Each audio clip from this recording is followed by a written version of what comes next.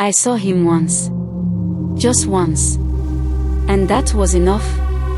It was deep in the night when we heard the first scream.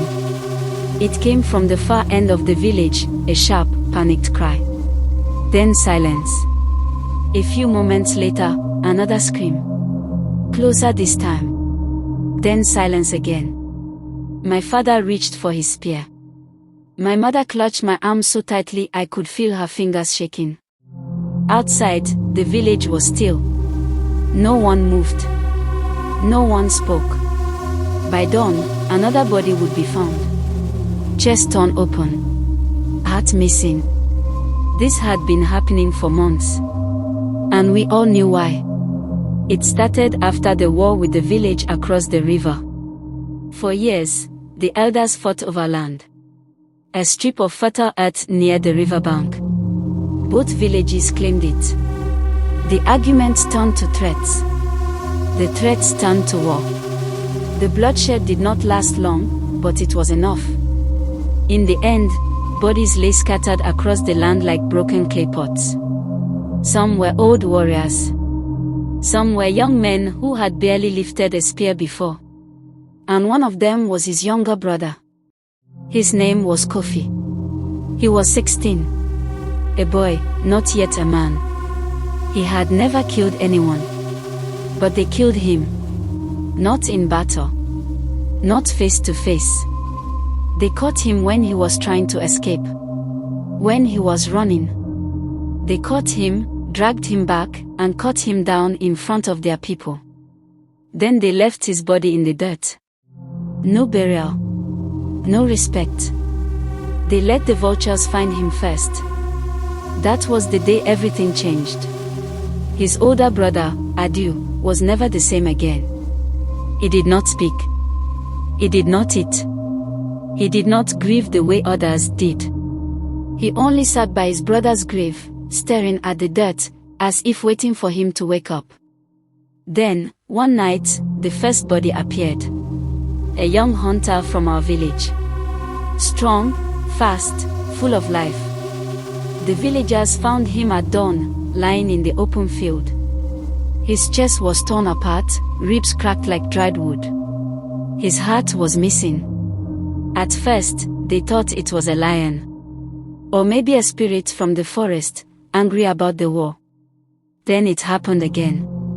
Another young man. Then another. And another. Only the young men were taken. The warriors. The hunters. The strong ones. The truth became clear. It was Adu. Something inside him had broken when his brother died. Something that could never be fixed. And now, he was hunting. Not just killing. Hunting. He didn't take random lives. No.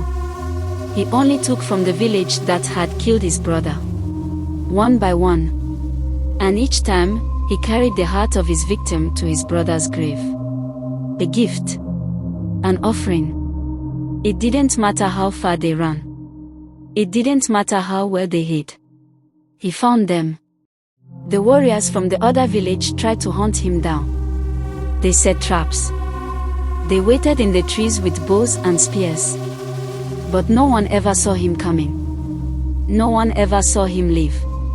Only his work remained. I never believed the stories. Not really. Until the night Joba was taken. Joba was my cousin. He was 19, strong, proud.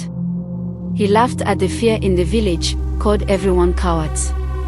If I ever see the heart taker, he said once, I will kill him. That night, we sat around the fire, telling stories. Joba stood up, stretching his arms. I need to peace, he said, grinning. Don't let the ghost take me. He walked into the trees. He never came back. We found him at dawn. His body was in the clearing, his face frozen in terror.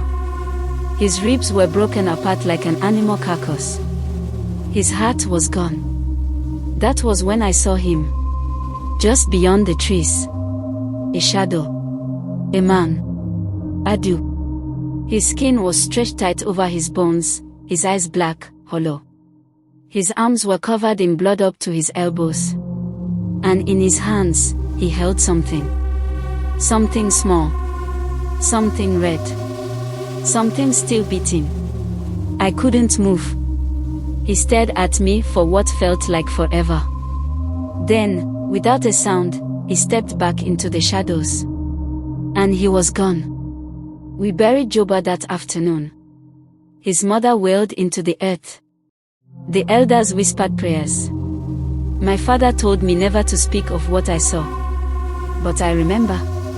And to this day, when the night is quiet, and the wind moves through the trees, I still feel his eyes on me. Watching.